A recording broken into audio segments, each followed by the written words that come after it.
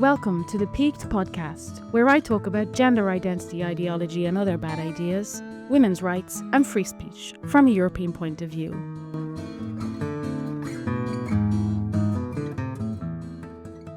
Alexa. Hello. How nervous do you feel about this conversation? We're both quite nervous, I think. I feel nervous about quite everything in my life right now. I need to protect myself. I do. Did you notice what I called this meeting? The Fire TERF movement. Oh, yeah.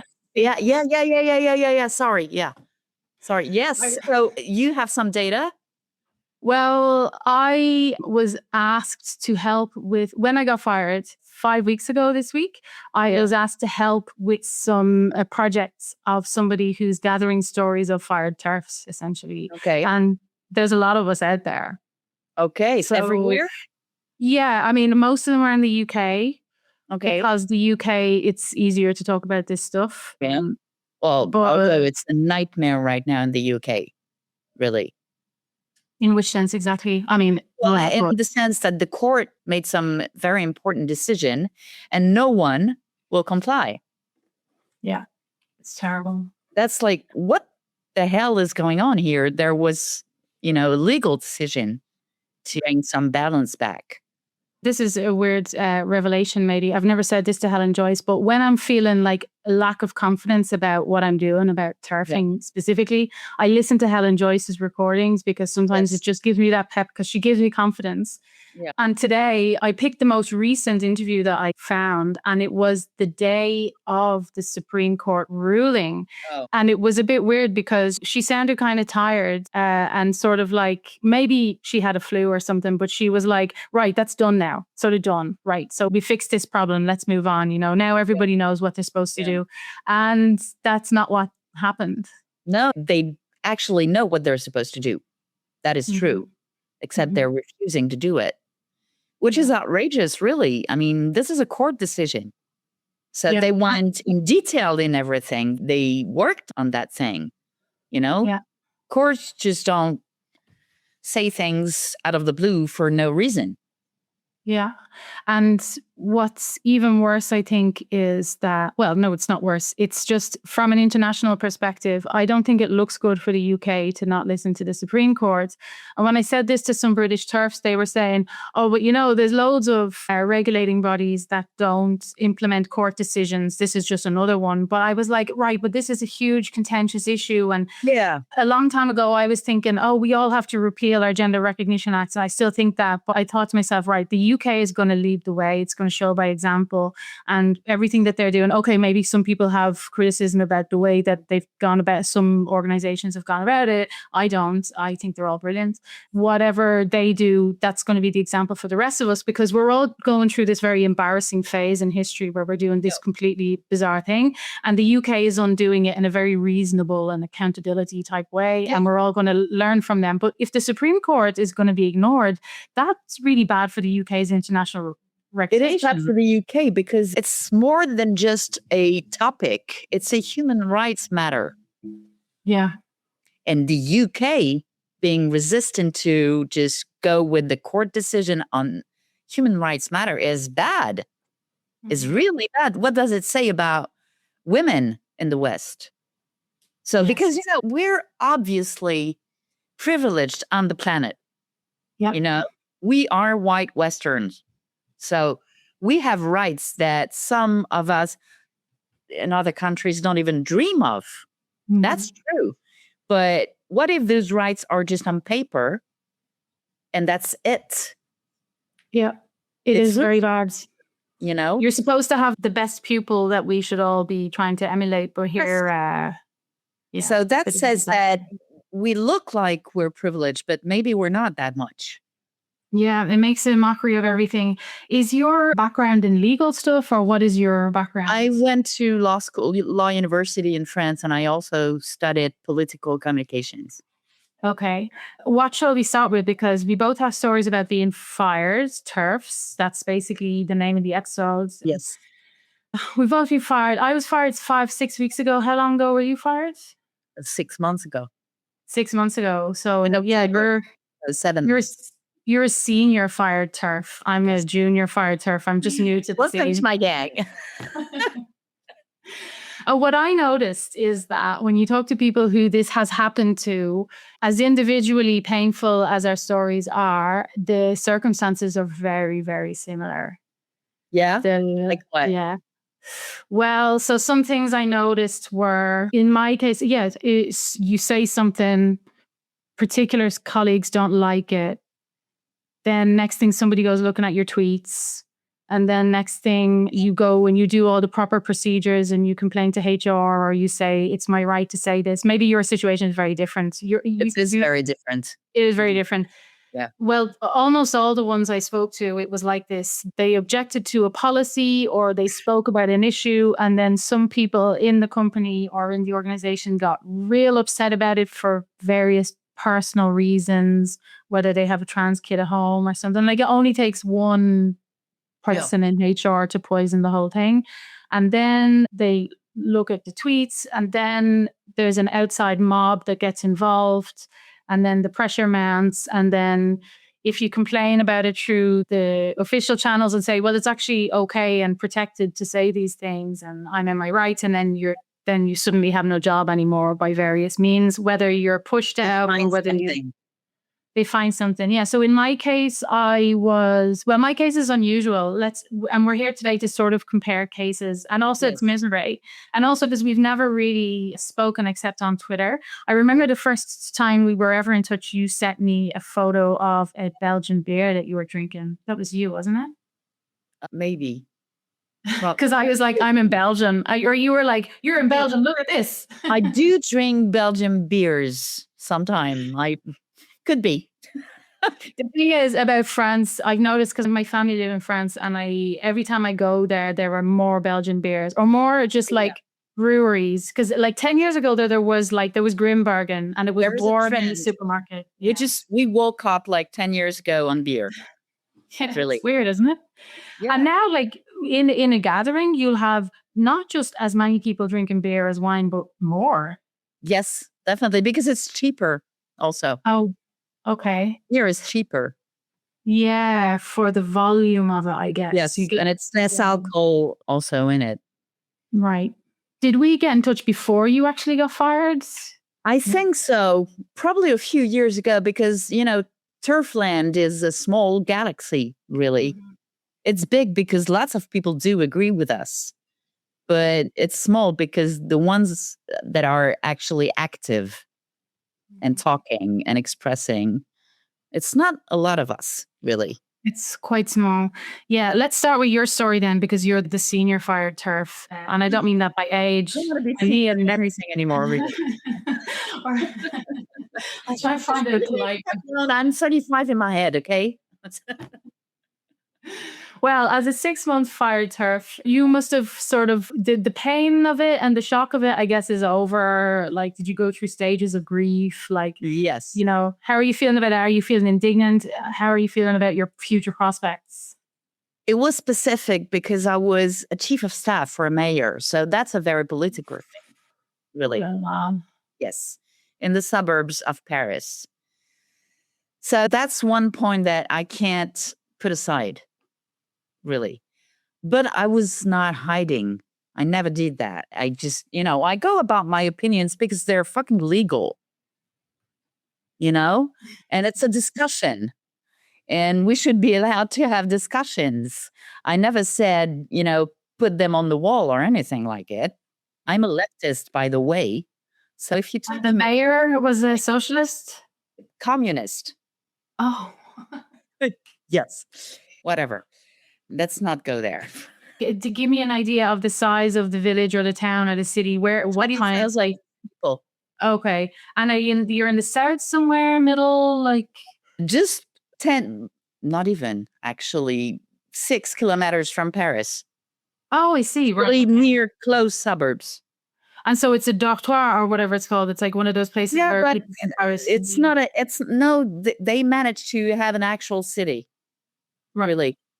That's a lie. And there's it has a communist mayor. It has communist mayors for the past 50 years.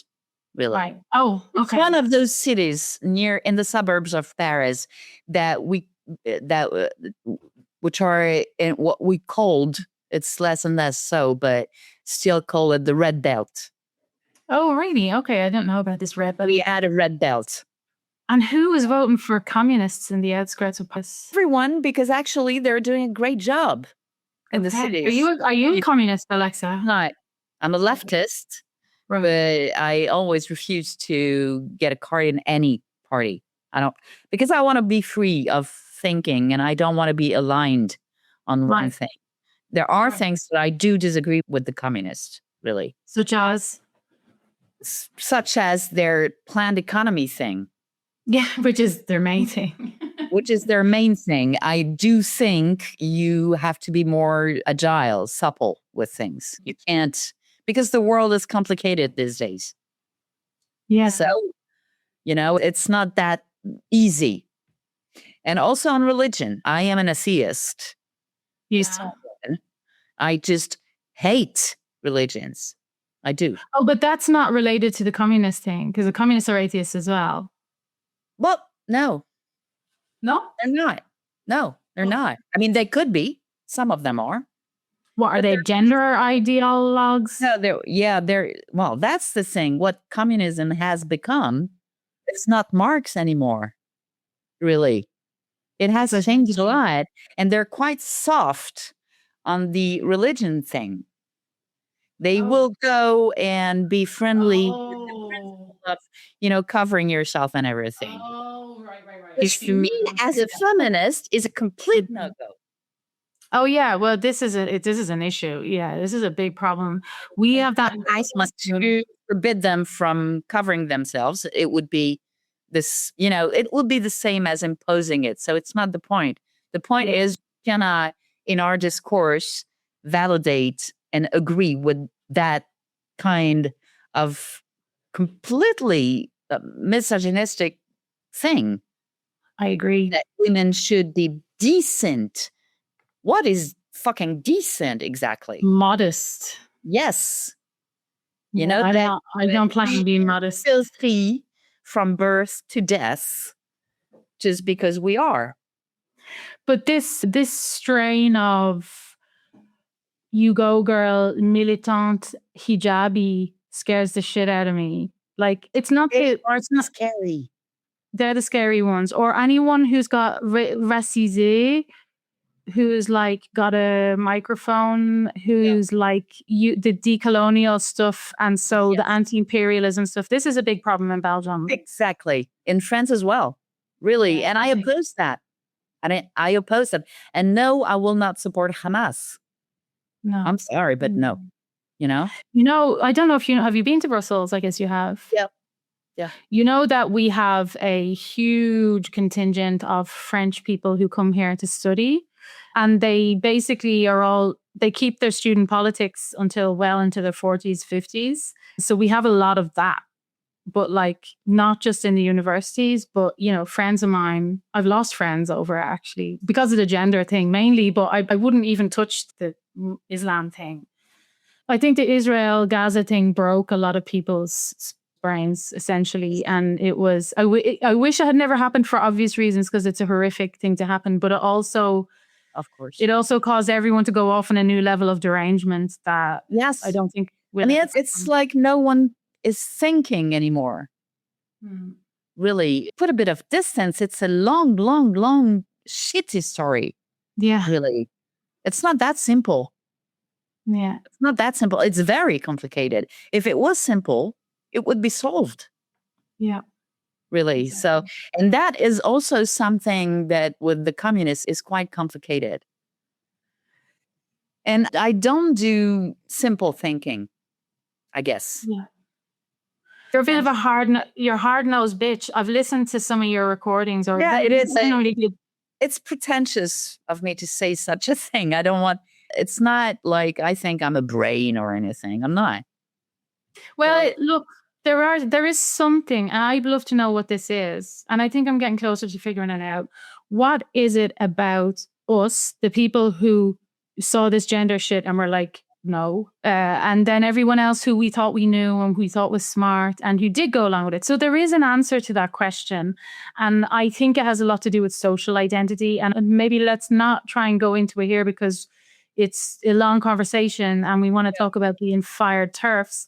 But I think one day we will have the answer. How is it that I feel like as we were all given like in Jonestown, like a poisoned Kool-Aid, and our cups were missed and we didn't get any poison and everyone like dropped around us and we were left standing and going, what happened to all of you?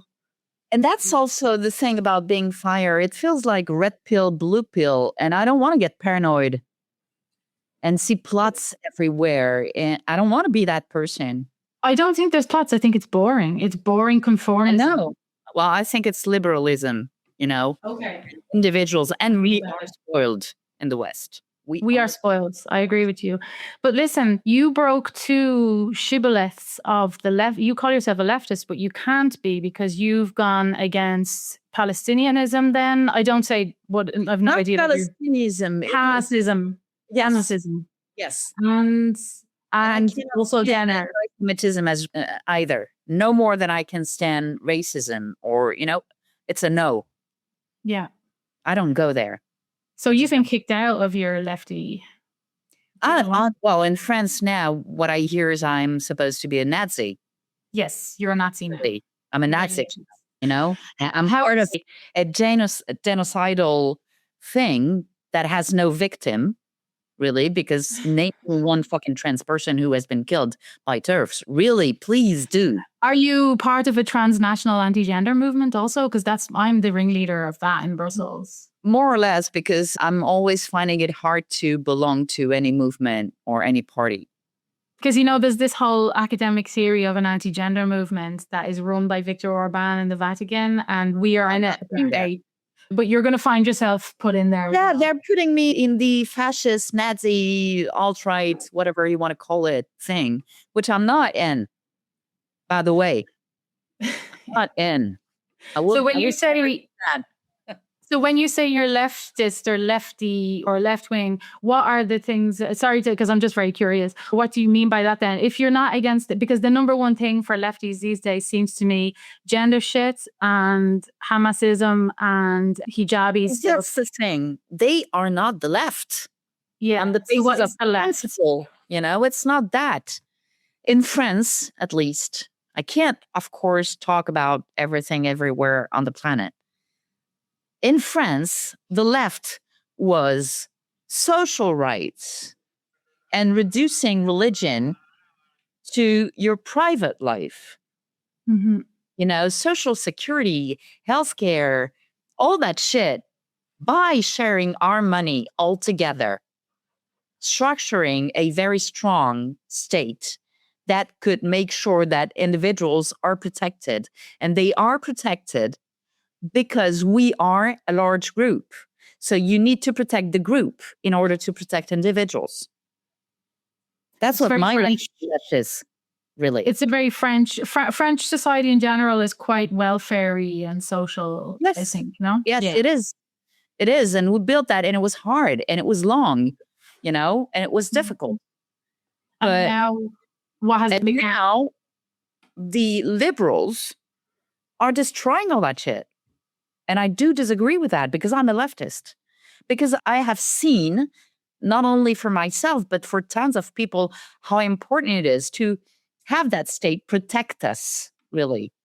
Like you're unemployed, we have more rights than others do. If you get sick, you're not dying because you can't afford healthcare. There's no way. And we have justice system and we have schools and we have airports and we have roads and we have everything because that is our shared money. And so what is the left now that you are against? What is the focus on this identitarianism, I guess? Yes. Well, that's the, rationalist. I think the left is dying because they've decided that the individuals are more important than the group, which is the exact opposite of what the left should do. Mm-hmm. That Deleuze said something like, I never translated it, so it's going to be wrong. But if you're a right wing, then you will consider yourself, then your family, then your community, then your party, then your country. And being left is the exact opposite of that. Mm-hmm. And I'm left. So I think we should protect the group because it's a sound way to protect individuals. And so in relation to women's rights, then we're referring here to the fact that we might place the individual desires of a man who sees himself internally and externally as a woman and put his interests over the rights of women and girls. Is that sort of Yes.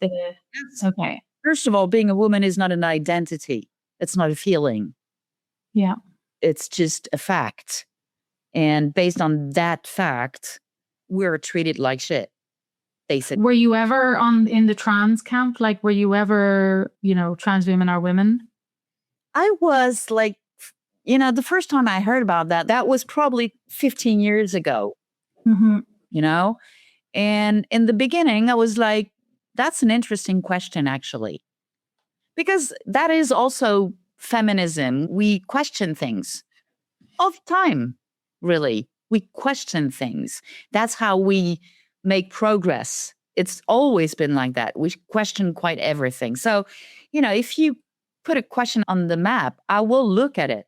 Really. But is it true that is it really true? Because I hear a lot of people, and I talk about it as well, talking about we have to be able to have debates.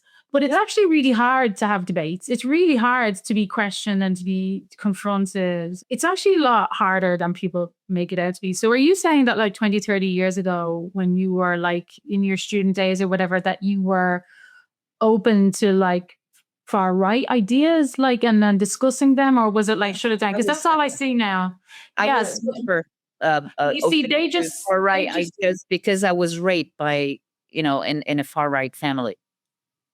Right. So my being a leftist right now, and for the past, I don't even recall when, has nothing to do with any kind of chance, really. I mean, I know what I'm talking about when we talk far right. But when people when you got fired or when you get, called a Nazi or whatever, people are putting you in that same bucket as a far right person. Yeah. And so they're rejecting They're not even listening to what we're saying, actually. So there is no debate. Because to debate requires to listen to what is being said, to accept, to listen, really, give some consideration to the other side's point of view. Mm-hmm. Yes, it is difficult. And you can see that the most important thing for the trans activists is actually to make sure we don't get hurt by other people. I mean, they label you Nazi as soon as you say, wait a minute, what you mean? If you say, what the fuck do you mean? That's weird. Then you get to be a Nazi immediately. So there is no discussion. There is no debate. Nothing like that. Really, we just get set aside with a nice label, Nazi, whatever.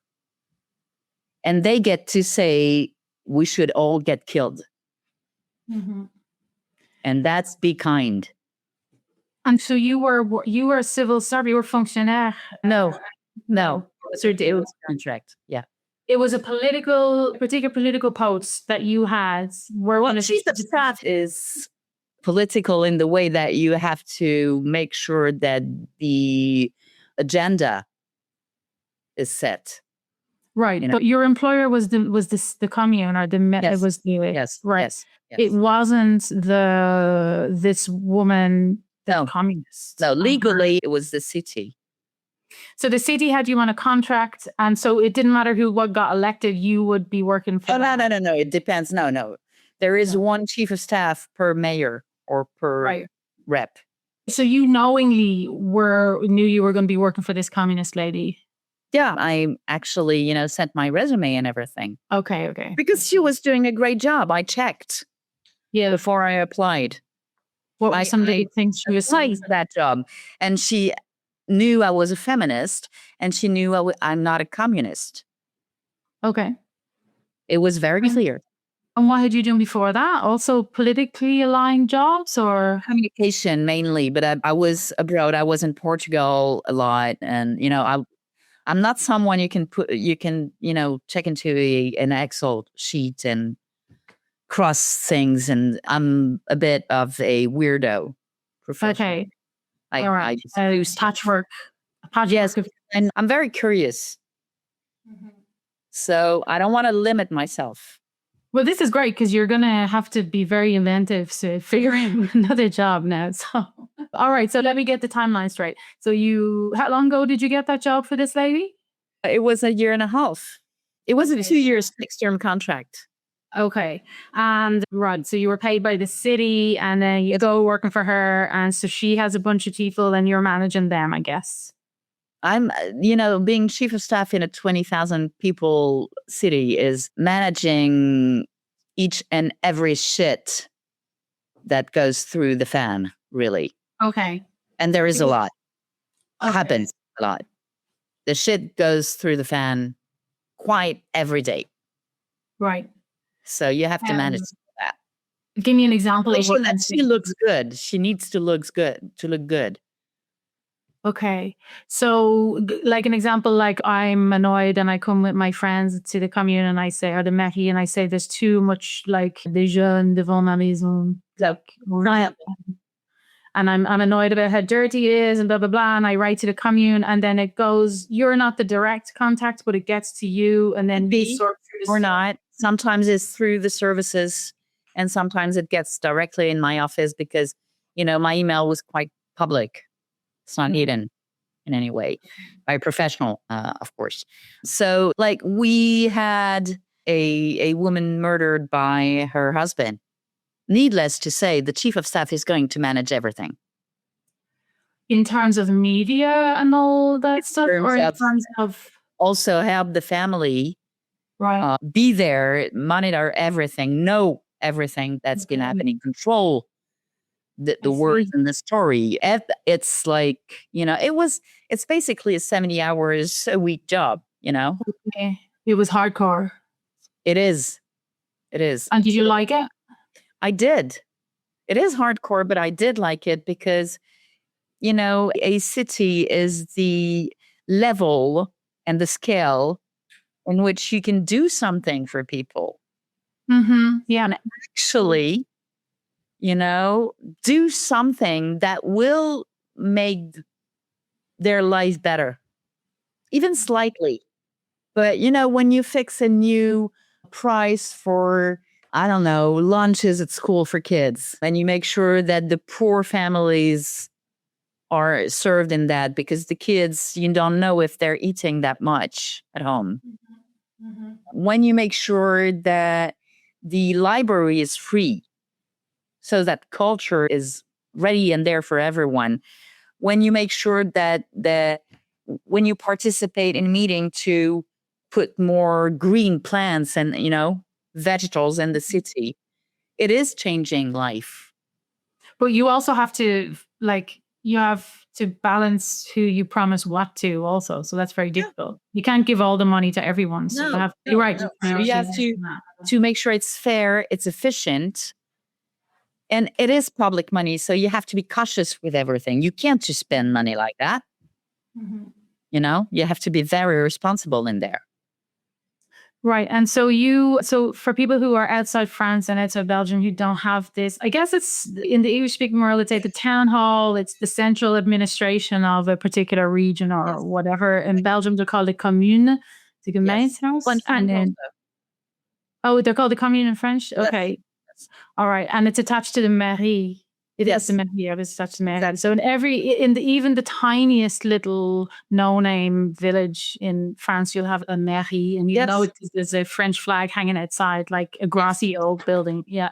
Okay. So yours wasn't a grassy old building. It was a fairly established place in a city of 20,000. So I guess you had like a good relationship with your boss. Yeah. Did you talk about politics? Well, in terms of course. And we knew we did not agree on everything. And what kind of things did you not agree on? Many things, like, for example, the religion thing. Okay. But in the end, she's the boss. So, I don't make decisions. I make sure the decisions are followed through. But when you said the religion thing, was it all abstract or was it about like women wearing hijabs to work in the mairie type? Very. Oh, no, in the Mali, it's the law. They can't. There's no way. There's a national law, We're not a federal country, so the law is the law, and that's it. And she was very respectful of the law. And in that, but in your day-to-day work, how did the religion thing manifest then? Well, she would make sure to maintain a very strong relationship with all religious communities. Mm-hmm. And she actually doesn't believe that covering yourself is treating women differently. One time she said something, and I was like, I did not reply. I didn't say anything, but I thought, what the fuck? She says, I love my femininity. And I was like, what is it? What is femininity? What is that, really? Femininity is patriarchy, bottom line. What did she mean by it? Makeup. Okay. Being feminine, really. But am I right in thinking that in French, I've noticed this before, the words femme and féminine and féminité, they're more closely related than our English words. I think people don't mind because they don't even go there in understanding what it means. But like féminin, du sexe féminin, you're literally saying the feminine sex, whereas you would say the female sex. Yeah. Yeah. It's féminité and être féminine. Yeah. Is supposedly the same. It's like it's a natural thing for women. So no one is really questioning what femininity is. Right. We don't have that issue in the English language as much, I think. And I realized that when I started TERF and I was like, hey, to the French-speaking TERFs in Belgium, let's make T-shirts that say femelle, adulte, humain, or whatever. And they were like, no, femelle is like farm animals. Yes, exactly.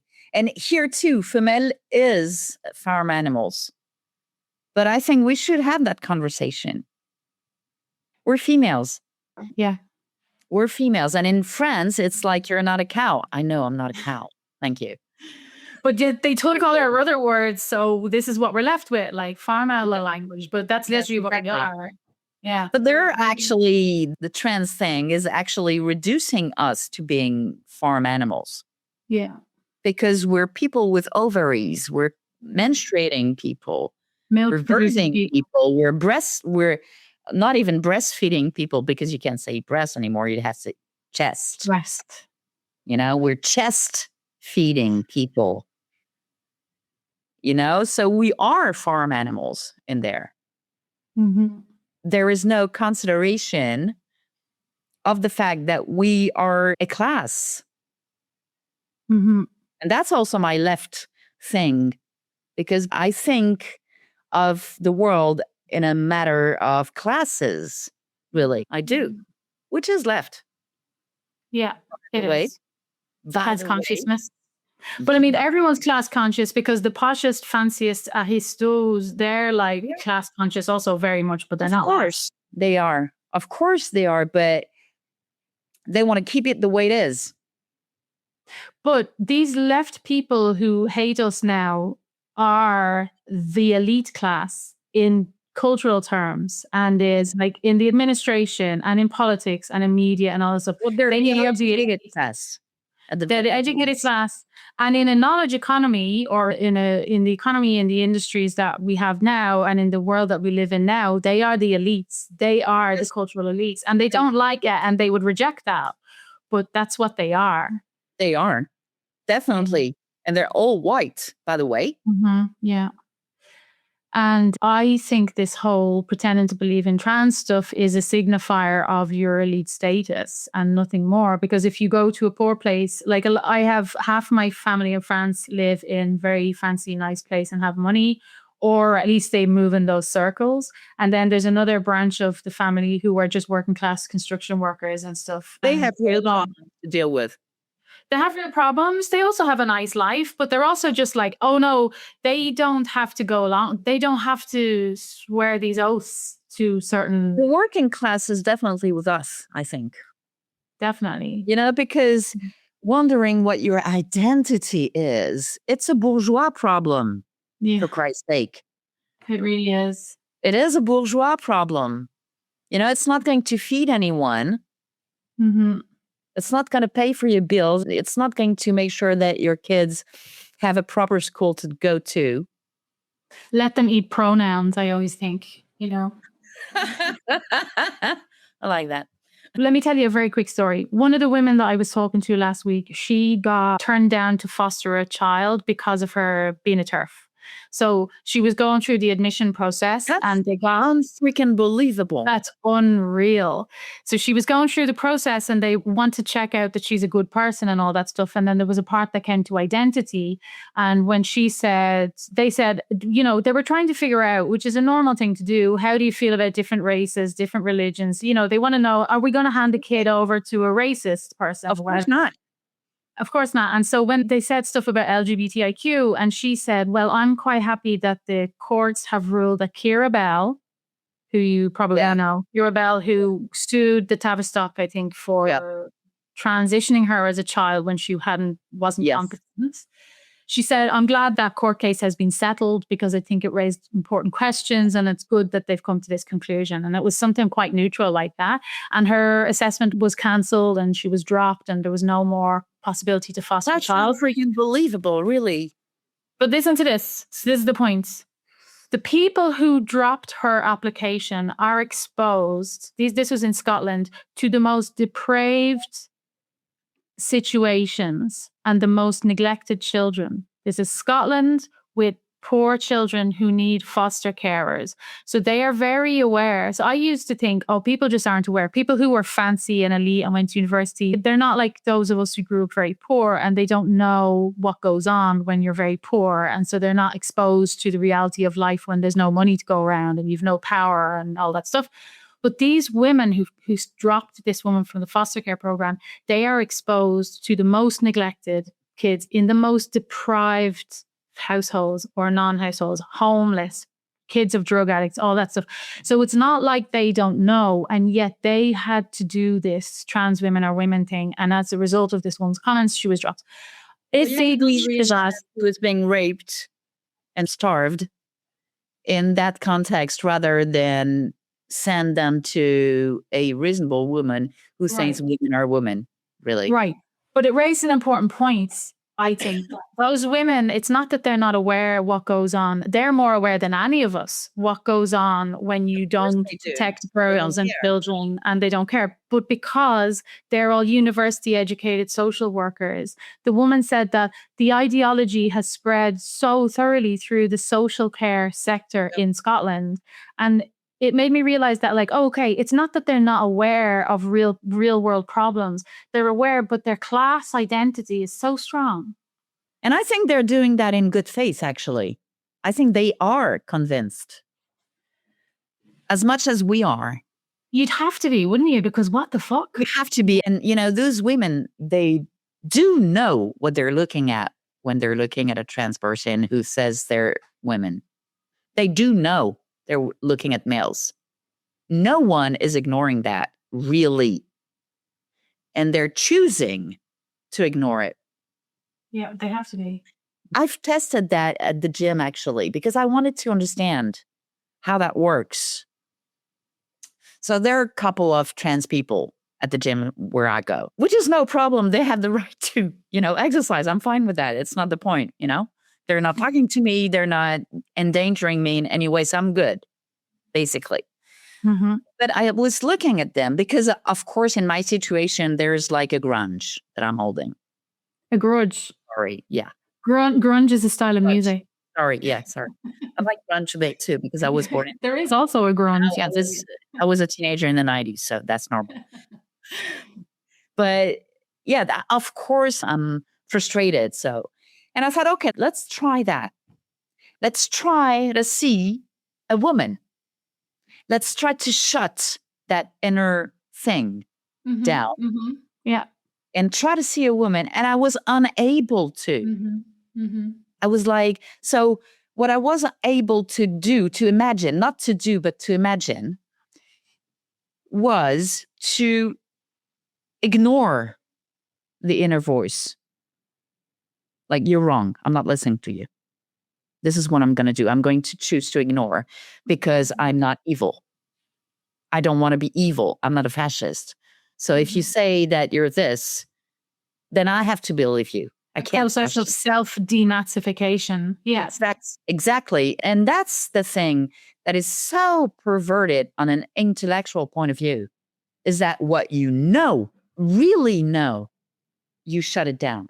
All those intellectuals which you were talking about, they have convinced themselves, they have been convinced that what they know, they ignore. It's Orwellian, really. Oh, hold on. Did you ever do that about anything else? Because this is a question I have for myself. Did I ever do that about anything else? Because if you can, you're shaking your head, but have you thought about it? No, never. You should think about it because I maybe never have. No, I haven't really. Right. Well, I have a perfect example. Right. Yeah. I don't want to bring up COVID because I hate talking about it. But I was a full-on COVID person. I did all the things. I followed all the rules, took all the vaccines. I did, and I would do it again. So don't get me wrong. Yeah, me too.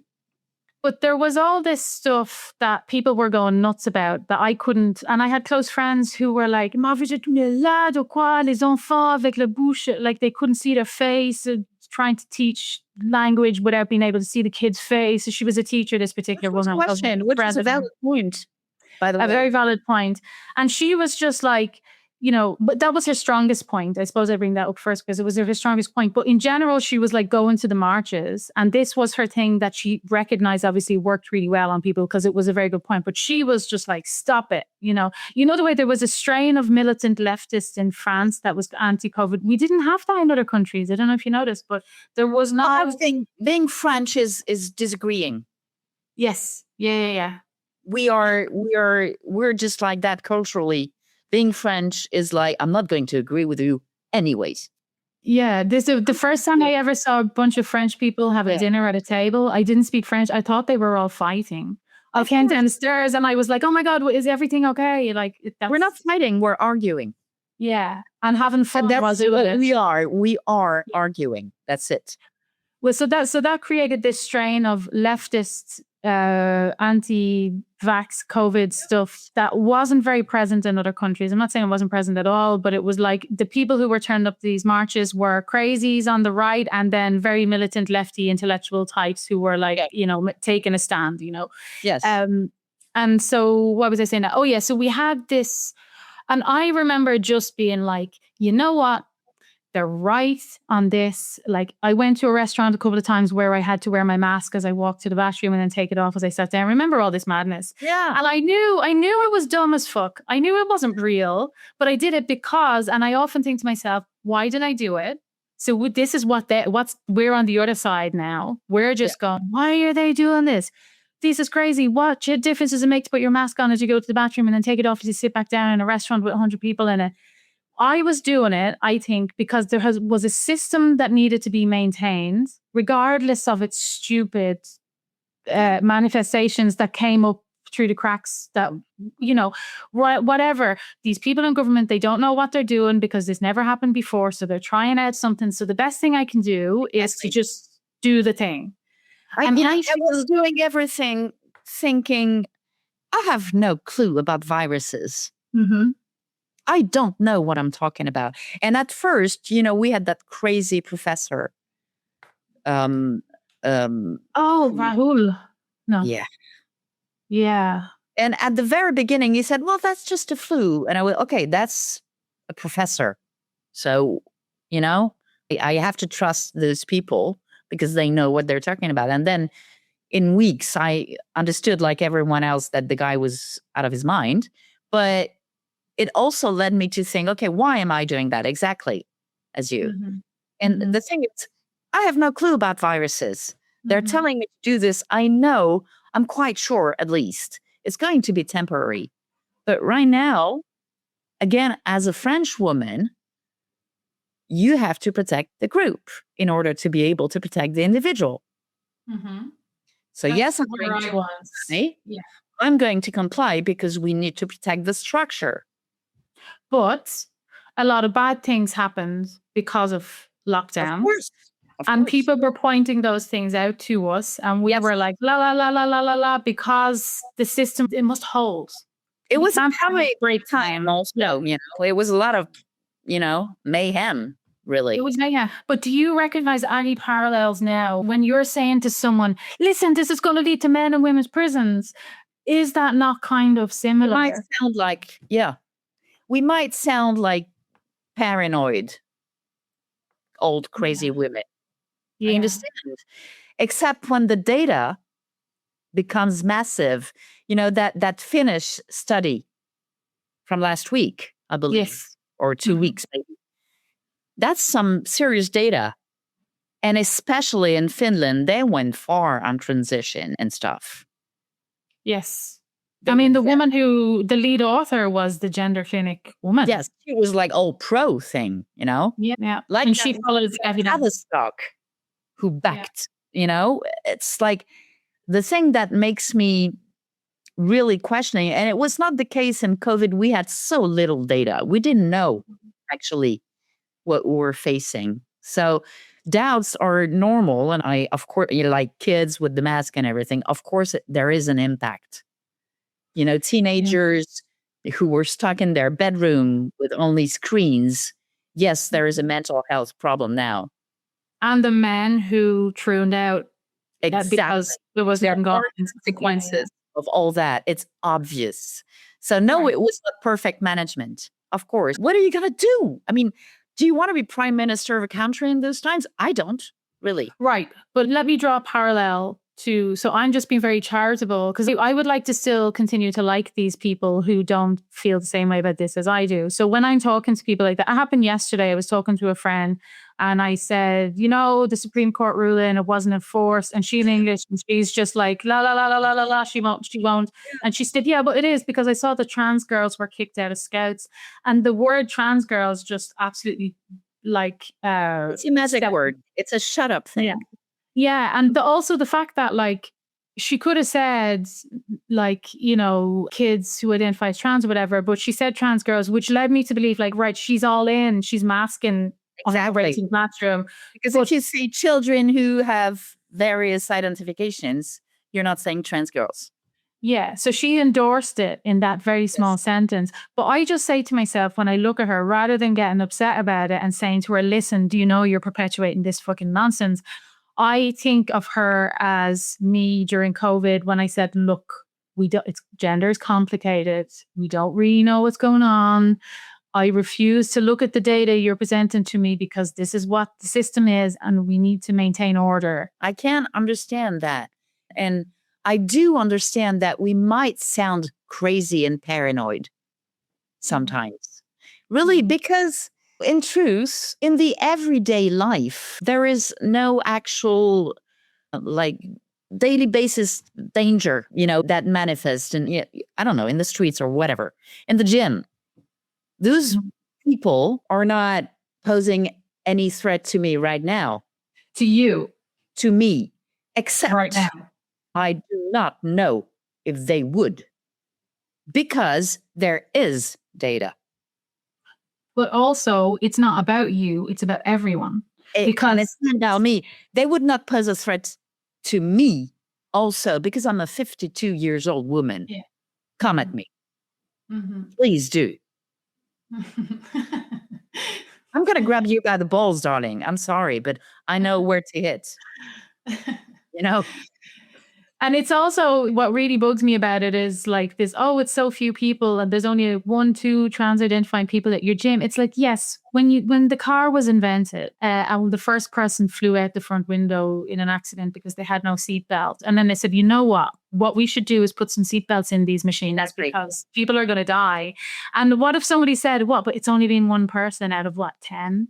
Out of 100, it's only one person. It's yeah, but one day it's going to be more. And here we have a situation where, well, let's also not go too deep into this, but there are more and more men churning out because of the exposure to fucking AGPs.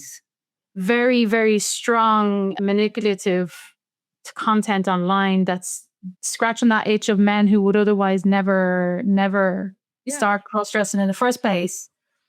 And to tell you the truth, it's not even about danger or not. really. I feel I am insulted as a woman. It is humiliating to me, really, on a personal point of view, even though I have been privileged in my life, being a Westerner, white, in Paris. Yes. I have been through shit, as any of us have. And this is humiliating. You are telling me that you can put on a woman face just like that, and that makes you a woman? For Christ's sake. And it's the act of femininity that we've always tried to sort of move away from is the thing that makes you a woman. That's the smack. And yes, my hair is long. And yes, I sometimes put makeup on. And yes, I do my nails. But that doesn't make me a woman. Never has, never will. Never has. And also, it strikes me from talking to you that you might be principled, and just the fact that it's not true is also... Yeah, it's a lie. It's a total lie. It's a lie. It's a lie. I can't. So that's maybe a common trait amongst TERFs. We just can't stand the lie. I can't cope with it. I can't stand the lie. I'm totally fine for people to say, yeah, this isn't real, but we're going to do this because it makes us feel better. And I say, okay, you please tell the truth. Yeah, just say it's like, you don't tell the truth. Do not lie. No, trans women are not women. And you know it. I know it. Everybody fucking knows it.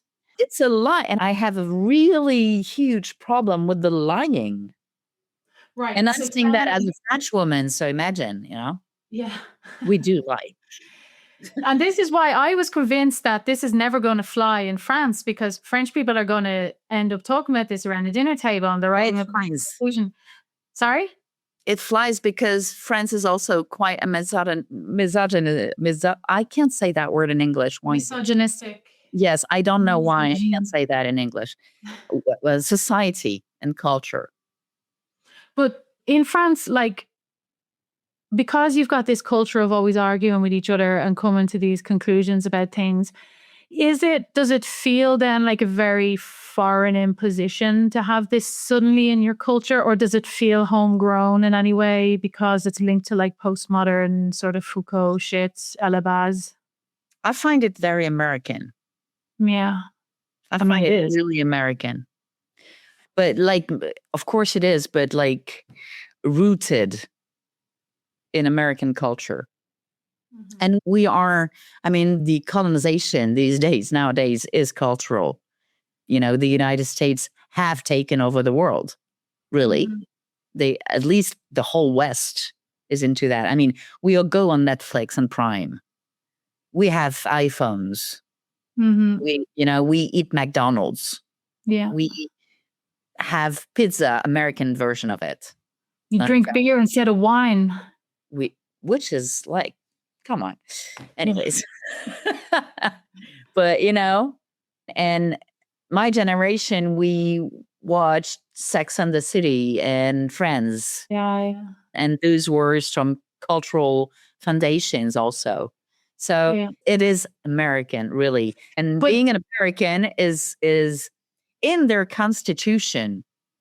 It's individual rights. It's not collective rights. So that's also very worrying in a larger scale, because in France, we have been working on collective rights, as I was saying. Yeah. And all this is a new thing again, was destroying what we had, really. Yeah. And which was good because, in the United States, if you have diabetes, you're going to die unless you're a millionaire, It's funny, whenever my boyfriend calls his French family, and or actually when we're down there or whatever, there's so much talk of allocation, subvention. You get LRT. Like, but it makes up a chunk of your life. Like, I'm not saying you personally, but like the allocation and the this thing and the this thing and the this thing. It's like, it's... Yeah, but they have all these old terms and acronyms. We do with our shared money. Yeah. It's until now, because it's really falling down, really. And it's very scary. But this was the way since 1936, really. We decided to manage things. Everyone is going to be protected by everyone. Yeah.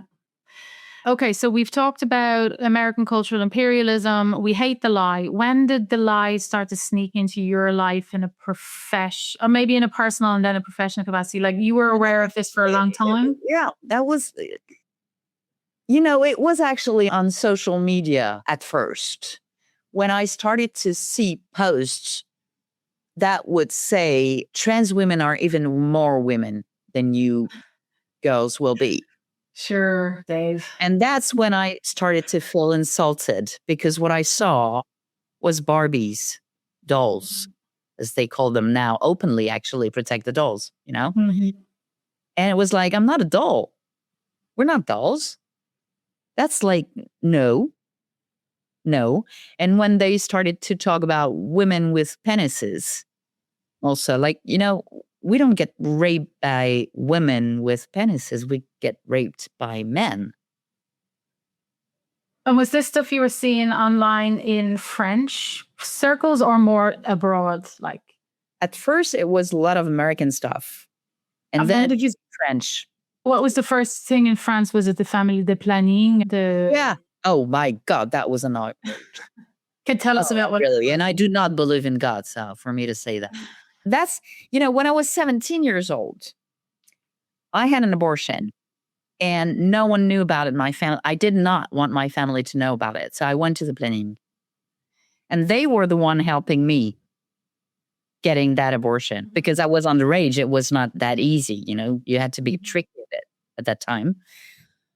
And seeing now the planning saying that men can get pregnant. And I was like, you must be fucking kidding me. That's nonsense.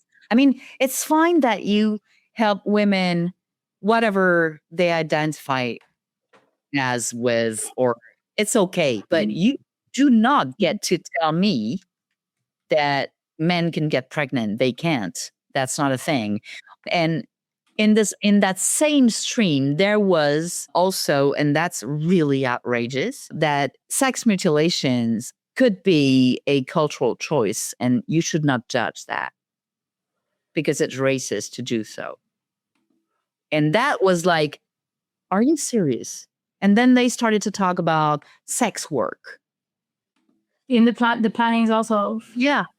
Okay. And I was like, this is like, it's dystopian, really. It's like, where's Margaret Atwood?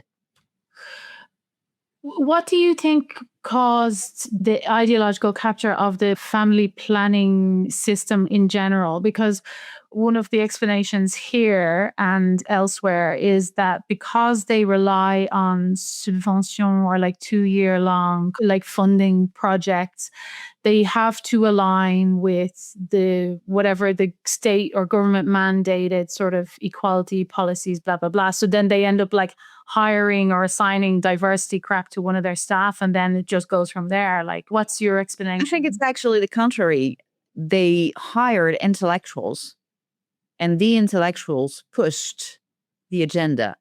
Like intellectuals who are specialized in gender? It was very strong and brilliant, as a matter of fact, because it worked. Lobbying operation. From like, you mean gender activists in the family planning structures or in the government that gave the grants? Well, they started within the family planning structure. Oh, really? Okay. Yeah. Right. I think that, and might be wrong. I might be wrong. I don't, because I don't think I have any truth. I detain any truth. All I'm trying to stick to is facts, not truth, because truth is a religious concept. Okay. I don't do religion. Okay. Truth is in the Bible. It's not the same thing as in the Torah or, in the Quran. Truth is variable, really. But the facts are there. But the facts, they're not. And so that was something that you saw happening from the inside of this very old and respected women's rights organization. And an age you're in so important, by the way, And there are some, because the Planned Parenthood in France is structures into branches, local branches. It's a federation of local branches, really. And some local branches are very resistant to the trans and queer thing. Yeah. And it's a hard fight for them. Yeah. It's difficult. It's really difficult. There are a few that are not going with that shit. Right. But then it's also a matter of generational turnover, probably. That eventually will elevate away. Because all those youngsters and their pink hair, and I don't like pink, so that's a judgment for me. I'm sorry. I don't like the ones with blue hair either. Yeah, whatever.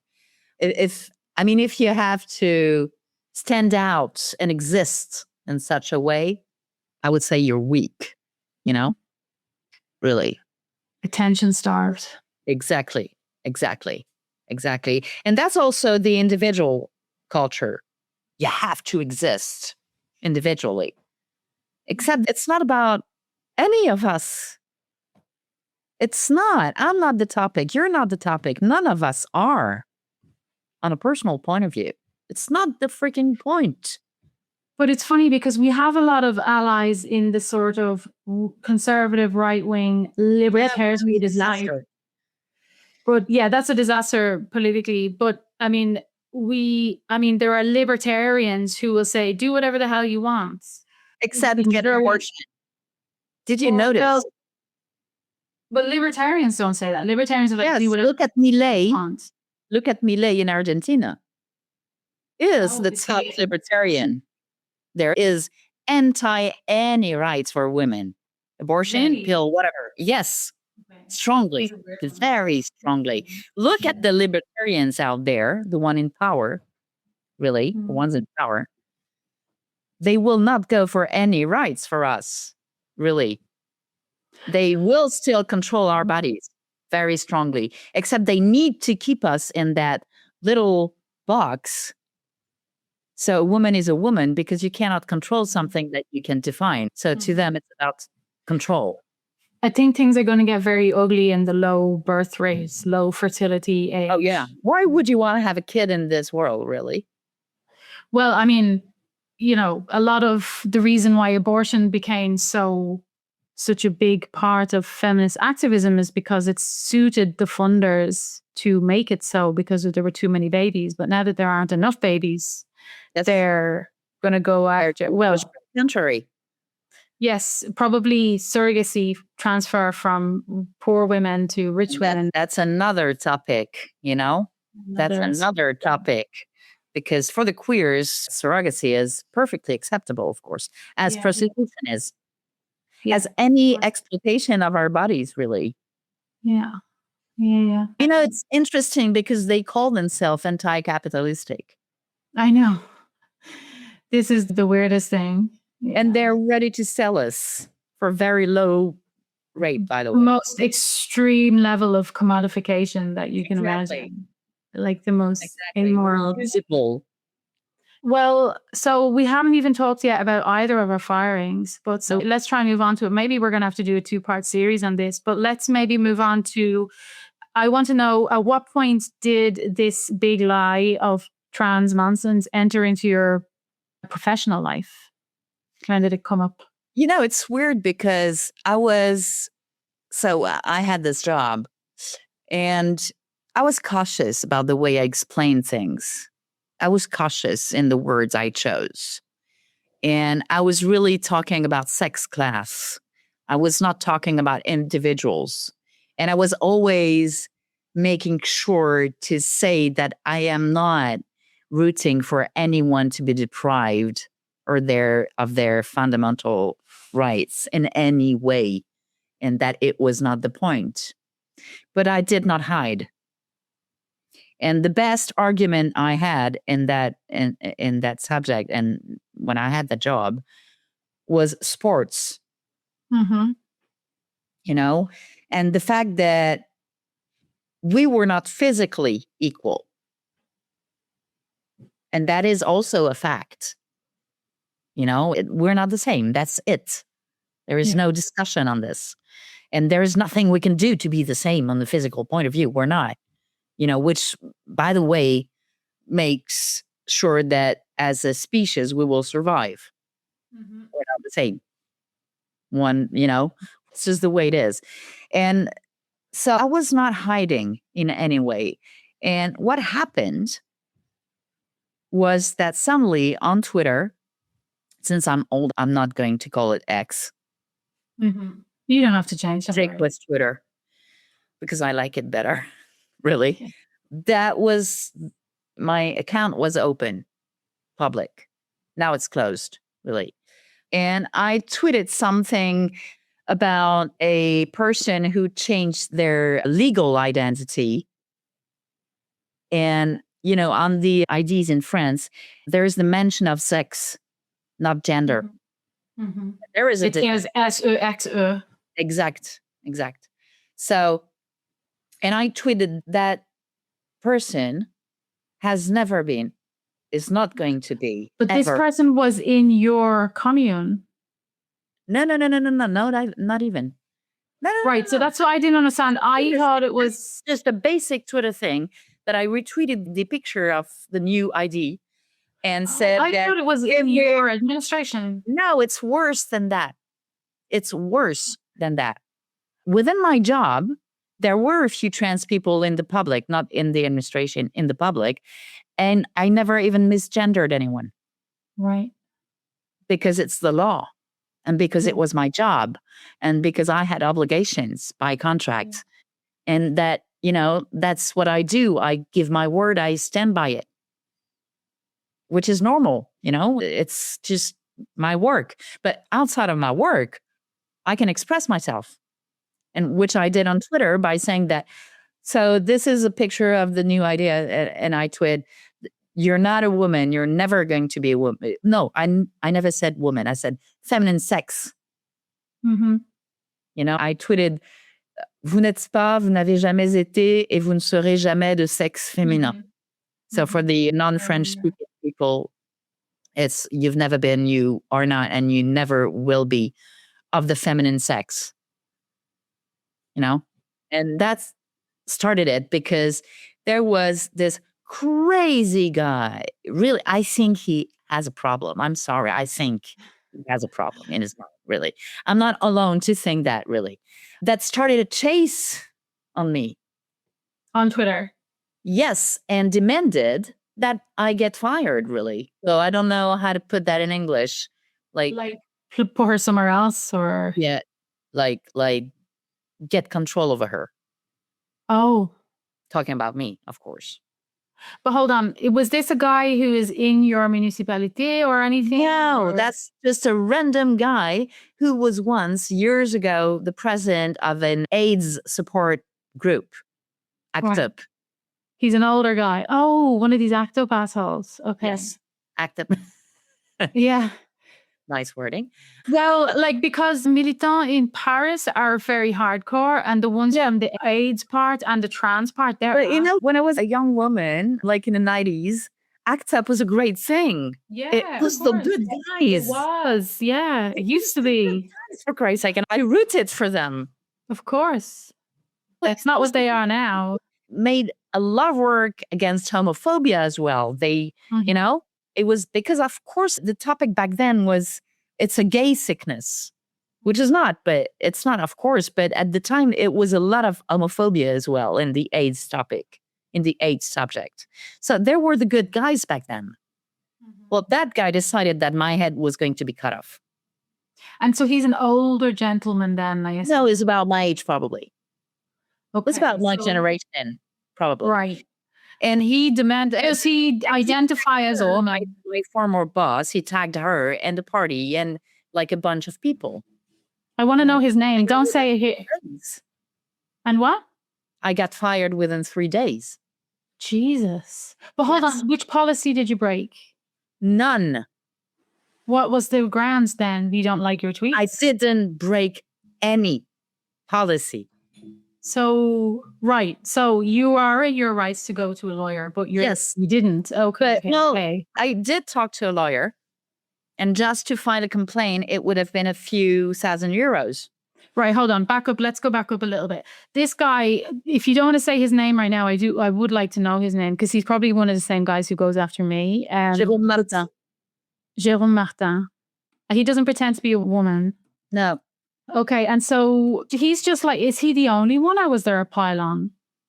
Well, the pylon was trans people then, because actually people from cities, not one person from that city, actually, really, neighbor cities, sent her messages saying that she had to get rid of me.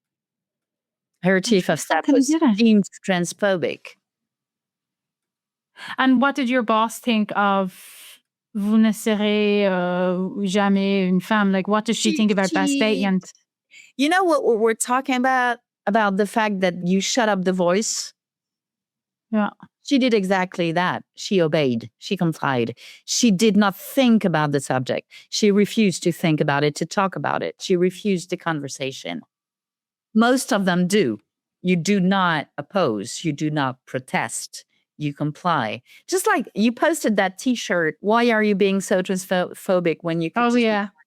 Why be transphobic when you could just be quiet? Yeah, that's it. be quiet. But hold on, just a technical question here. So the big question as well is like, why are these gay guys so fucking fired up about this trans shit?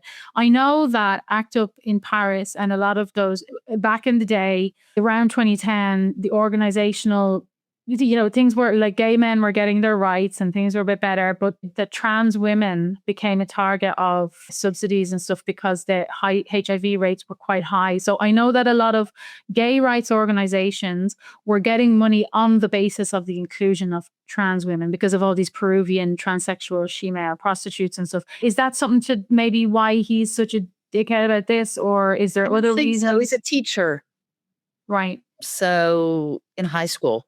He just went crazy. He was just like, you. No, well, he does that with, he tried it with multiple people, actually, not just me. Right. But he made it, it's really easy to have a chief of staff fired. Okay. Because the position, it takes 10 seconds, really. Really. What do you mean 10 seconds?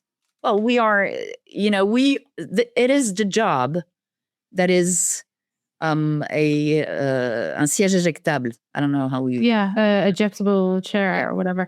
But hold on. We've just spent the last hour talking about France is the most social country in the world and that everyone's protected and your rights and na. It is medieval to fire someone from one minute to the next. But hold on. Did you get redundancy payment or like some sort of payout, or do you got some salary? Unemployment fees, just the basic. CPI, or you got they didn't write a check for me. No. But hold on, this is not supposed to happen in France. This is the whole point. Yes, it is. I mean, I got the basic legal rights. So I had some vacation that I didn't take. So they paid those days and that's it. It's not about money. It's not. I know it's not about money, but I know it's not about money. I didn't care for the check. It wouldn't change anything if they had given me. I know, but hold on. But no, it's not about that. It's about the fact that this isn't supposed to happen. No, it's not supposed to happen, but it did. And there's nothing I can do on the legal point of view because, there is a motive in France for those jobs, chief of staff. You just have to say that the French legal term is rupture de confiance. Yeah. That's it. And so it said in your contract you can be fired for rupture de confiance. It's the law, really, because it's a derogatory status to be a chief of staff. For a very basic reason that, there is an election and you're going to change your staff. The cabinet is going to change. Right. And so you need to be able to drop people. You need to be able to fire people. And that's right. So reasonable, really. That's reasonable on the principle. Right. So it's a specific type of contract? Yes, it is. Right. Okay. It is. So I got tied to political mandates. Okay. And she never even addressed the actual conversation. And she ended up telling me something that is the most, sad thing, maybe from a very smart woman, because that she is. She said, Alexa, I do believe that, how did you say? In French, she said, les hommes sont des femmes comme les autres. Like, men are women like any other. And I was like, and I left the room saying, yeah, so go say that to Afghan women. Thank you. goodbye. And I just grabbed my stuff and I was out. And it was the best thing to do because I was not about to insult and to scream and But I mean, also, if somebody says that, you're not dealing with a normal conversationalist. Like, you're not in a normal circumstance there. There's no point coming out with your stats and your data and your facts and your... It's not normal. It's not a regular situation. No. It's not a regular situation, a legal point of view. It would have cost me too much money that I don't have, by the way, to go to court. And I did not have also the legal basis. Right. So you didn't have the legal basis, but you could have, in theory, I'm not saying you should, I'm just working it out in my head. In theory, you could have had a belief discrimination thing or a discrimination. I could have made a shitstorm. You could have made a shitstorm. But the important question is, are there enough TERFs on your side in France to raise the money? Probably? Because I don't get that impression about France. I don't move in the same circles. Got the money. No, she says other things. Dora Michaux. I was thinking Marguerite Starr. Waiting for the court's decision actually in May. So yes, she did, and she got the best legal team. Did she get that? Not that I want to go into the details and jeopardize any of their situations or whatever. But did they get money from particular organizations, or was it all crowdfunding? Oh, it was individuals. She opened a very good thing. Right, and she had enough. But she was already kind of famous. Yes, she had a following. I'm just me. But so, in theory, if you were to be able to raise enough money, would you kick up a shitstorm, or would you just want a job and just be normal now? So the reason why also, the fact that I didn't go to court was not only about money. Mm-hmm. It was about money, partly, but the second reason is I don't think I had legal basis. It was just too thin for me to do anything. So that's very counterproductive, I think, to go to court. If you don't think you're going to win. It's not a good thing for the cause, really. If you go to court, make sure you can win, or you don't. Or you can make it worse. And these guys are smart. They're not stupid. They make sure they're acting wisely. You mean your employer who fires you? No, the other, I'm not going to say the words. The guy who... The activists. Yeah. Well, your case would have been against your employer or against this asshole? Against my employer, I had nothing. Yeah. But she would have been called to testify. Right. And that's the third part. I do not want to hurt her. Oh. Because you like her politics and she's doing a good job for the time. Because it's not about liking. She's good. And we do not have enough good politicians able to act elected as women in France. And also, she is just like so many people. She has been coerced into not even wondering. I think she's a good person. I don't think she means ill. But she knows you on a very personal level, on an intimate level. Does she think you're a bad person? She must know you're not. No, she doesn't, but she had an election coming up within 6 months. Right. So she doesn't really care about you. You're unemployed now. About herself. You're unemployed and almost... No, she doesn't care about that. Of course she doesn't give a shit. She is a politician. I mean, you must, know how these people are. Weird animals. Mm-hmm. Right. So you're not going to go the legal route. Ego, and she's a human being, so lots of ego. So you're not going to do anything about her or this other guy? I can't do anything about him. If I could, I would have, really. I mean, I think I heard about someone suing him. I will offer my testimony. Like a defamation type thing or reputational... Yeah. I will offer my testimony. Definitely. Right. I will try. So you seem like you'd be a real good public TERF, like a figurehead for a movement in France. Because but I can't afford it. That's the thing. I would have to. Right. I can't afford it. Let's get there in a second. But what I've always noticed is that you've got this huge undercurrent of women in every country. And all we need is one woman to step forward and be the one who'll go in front of the camera or host the thing or, not do all the monkey work in the background because there's loads of women for that.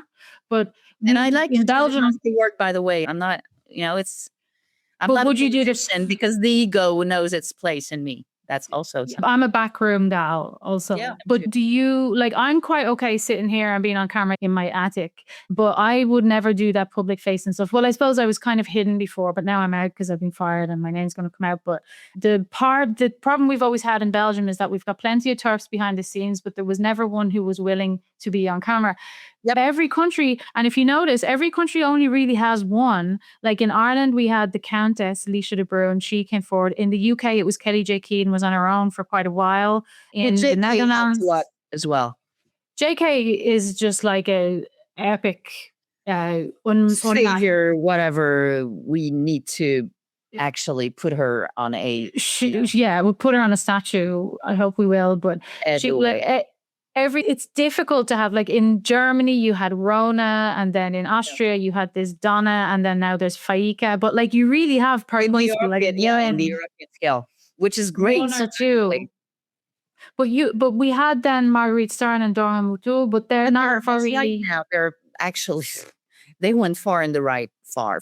They have those politics which don't appeal to everyone, and you're much more neutral, so that's great. They also have their own thing going on. They have their business. There's an agenda. There is an agenda. They have their thing. They have a right to. I mean, I'm not. But the problem is that the only women who actually did speak in front of cameras and, are far right. Yes. So that's why it's very valuable to have someone who is more normie. Yeah, but I don't get published when I send novels. I sent actually a text, like an open tribune to the press when I got fired, and it was balanced. Mm-hmm. Did they publish? Because I want to be balanced. It did not get published. No way. They don't want to hear. So I would have taken up that role, not about my ego, because honestly, I hate to see myself on a screen, and I hate to hear my voice in a mic, really. But because I think you look and sound great. I think you look and sound like you're made for the screen. I thought you were. I was like, she's real all she'll do this job. Thank you. But I hate it. Anyways, but it's all, it's all personal bullshit. I like to be, in the background. Right. I understand. But I would have done it if they had opened the door for me to do it. Well, hold on. Because we're talking about one opinion piece that didn't get published and maybe a few other little attempts. But, the reality of our situation is we have to work around those mainstream outlets. We can't depend on them. Even, in Belgium, we had a little cottage industry of getting opinion pieces published in La Libre for a few months there, myself and a few other TERFs. And now they've just told us basically to go away and leave them alone. So we got like 4 pieces in the country's biggest paper. It didn't change anything. So, I mean, we have to work around it. I've just sent my first TERF newsletter today, my new business. You saw it, yeah. And this is it for me now. I'm going to burn every bridge. I'm going to destroy it. And my next stop is working in Zara. Like, that's just where I'm going to go from here if this doesn't work out. Because, I mean, I can never go back to being a normal person, because a normal person who gets... Well, I mean, I'll never be able to go get a job in a normal place, because my first thing I'll do is be like checking out the toilet single sex policy, and then just like, you know what I mean? I actually don't send resumes to job offers that go like for 3 paragraphs of being inclusive. Yeah, no. Or if you ask me what my gender is, fuck you. Do they do that? Because they do that in Belgium, NFX. Yeah. Yeah, no, you just stay away from those. But they all have it, because anyone at least who has any sort of state subsidies has to do it. And all the corporates are all on the train as well. So it's like, but anyway, yeah, it's just like France has... I will be quiet in a professional thing, because I will, signing a contract and committing to something, I'm going to stand by my word. But no one can ask me on the outside to shut the fuck up, because it's not fair. Yeah. Because I'm not insulting anyone. I'm not depriving anyone from anything, because I'm not disrespecting any fundamental rights for anyone. But anyone who has a business that has any kind of diversity stuff is going to see you as just a big trouble and not go near you. Yes, That's I'm essentially it. doomed. I'm fucked. So, I mean, like, Thank you for that beacon of optimism. well, I mean, you are where the UK, you represent where the UK was in 2019. That's where France is. It's going to take a few more years, but we will get there. You're like, fuck it, I'm just going to snap and get there. Just starve in the meantime, though. Okay, we need to do a second round of this so that we can do my story, but because we're already on an hour and a half. But all right, let me just wrap up what exactly happened to you then. I just want some details, please, if you don't mind. This guy, he's not from near where you are. He's not implicated in your town or in your city. He's nothing to do with that. Did he round up some people to contact your boss, you think? Did he contact some associations? Contacted. How many? Do you know how many? She had, to my knowledge, less than 5 messages. Right. And that was enough for her. To my knowledge, so, you know. Right. And what did your colleagues say when this was happening in those 3 days? Nothing. I don't think they knew. Is your job mostly a laptop at home job, or are you in the office? Oh, in the office. But I don't think they knew. It was, during the summer break, went to shit. Okay. And hold on, did they contact you afterwards to ask you how you were doing? A few did, to tell me that they were really sorry and that it was fucked up because, some people liked me in that place, really. I'm a hard-working, tough cookie. So I think people did like me. Do you know if any of them were TERFy? I think some of them are and will never say so. Right. Will never admit because it's too dangerous. Mm-hmm. They don't want to be. I even think I convinced a few of them before when I was there with sound, pragmatic conversations. Like, raising facts, like in sports, for example. Like, okay, so this person who says she is a woman, I would not even say he, I would say she, That's how cautious I am. Wow. Really. I'm paying attention to details in order to be able to have the conversation, in order to make sure the door doesn't close. Yes. Really, I am paying attention. So she was ranked like 900 nationally before transiting. And after that, she was like 8th worldwide, Can you explain that? And then there were questions like, maybe they changed the training. Nope, I checked. No.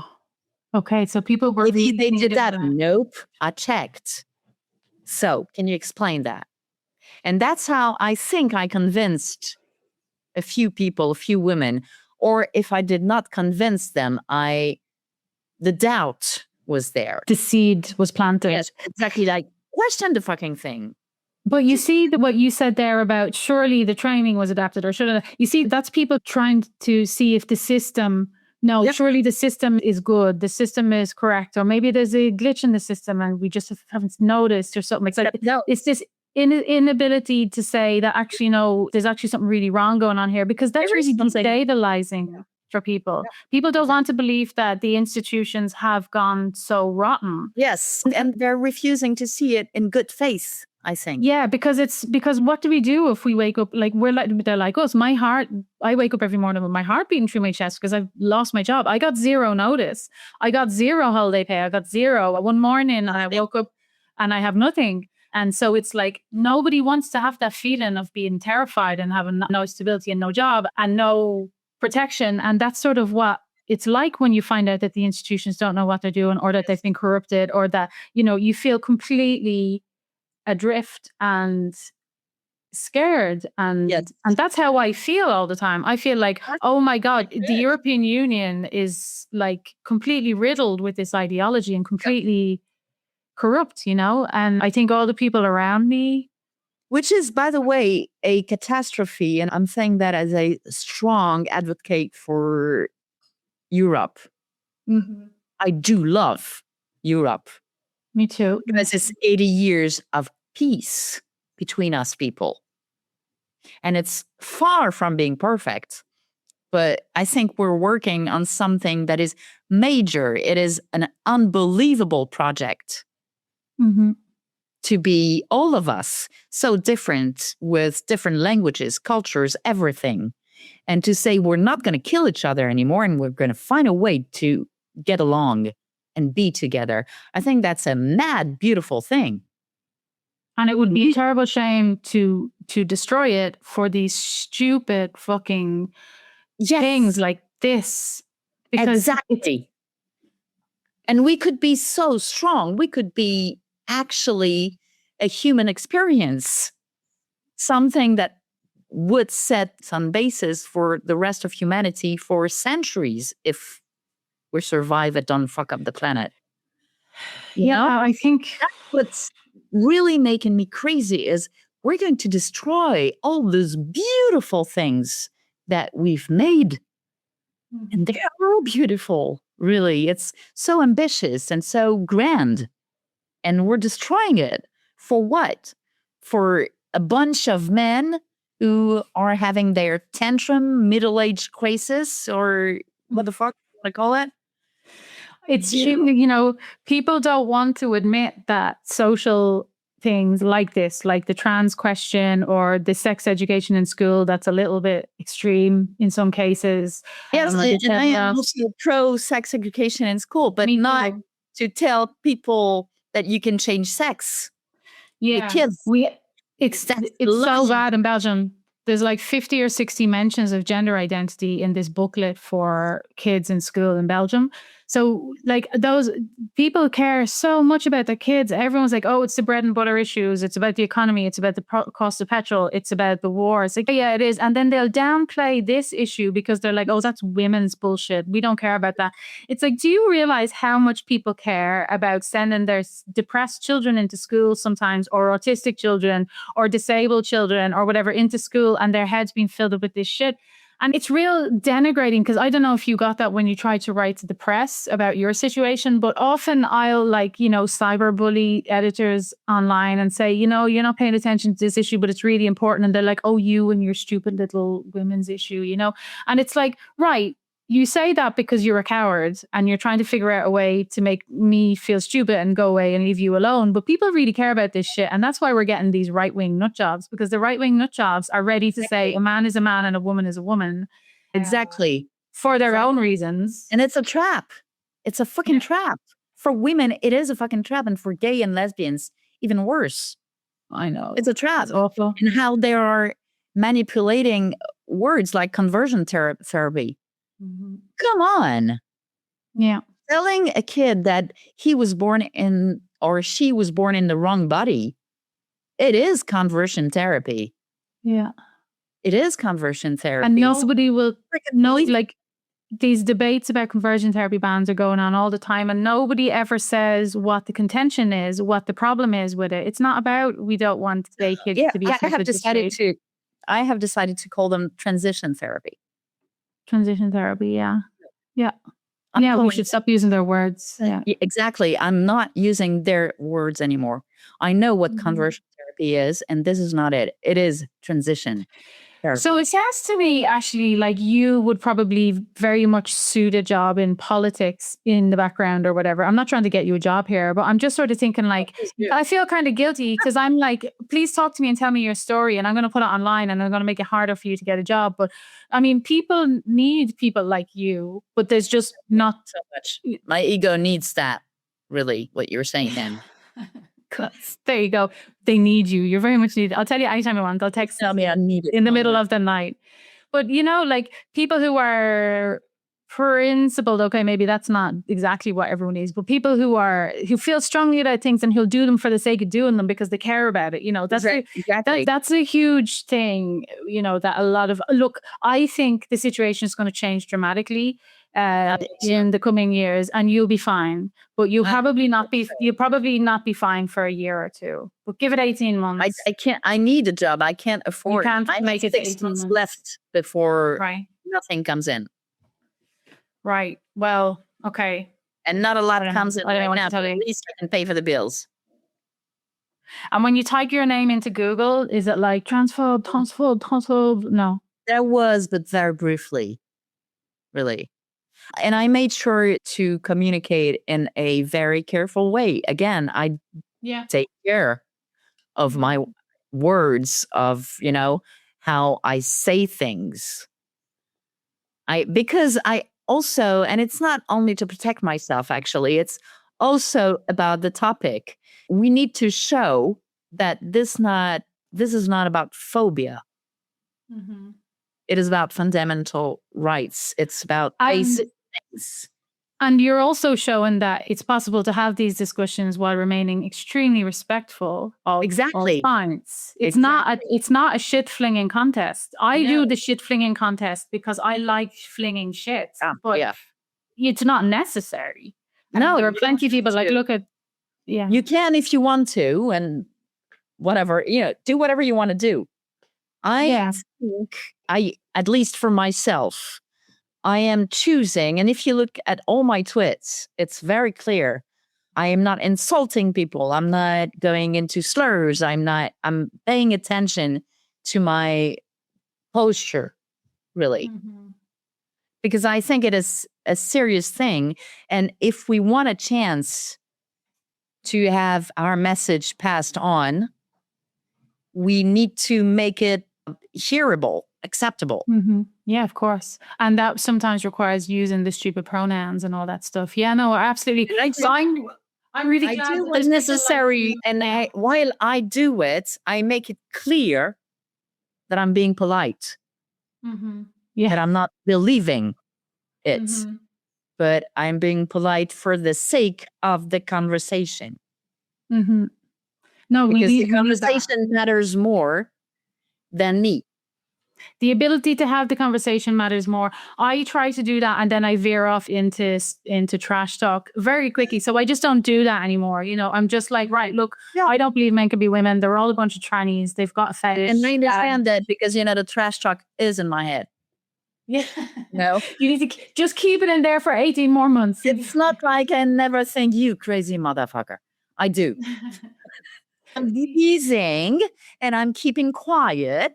And I'm okay, you don't want anyone to talk to you like this? Don't go and do it and try to have a conversation. Mm-hmm. Because in the end, it's all about a conversation. Have you got any interviews lined up? No. Nothing. Okay. No. But again, I'm 62, which means I'm more expensive than a 25. Right.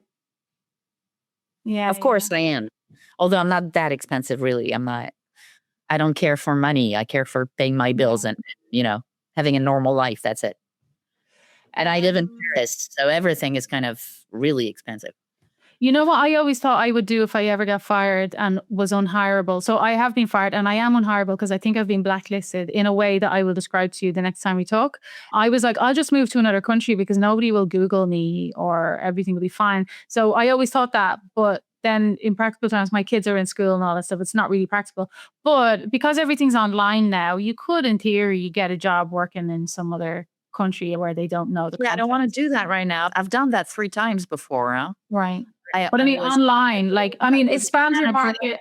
I was in Portugal, so it's not like I don't know how to, pack your stuff and try something else elsewhere. It's not the point. And it's not like we can go get asylum in Hungary now ever since yesterday. I always thought if the worst comes to the worst, I'll get TERF asylum. I'm being very cautious about that election. I think the enthusiasm is a bit... It's misplaced. Yeah, I think the guy is very overrated. Yeah. On the topics that we care for, which is women's right. Yeah. I think he's going to stop being a rocking star, a rock star within 3 months.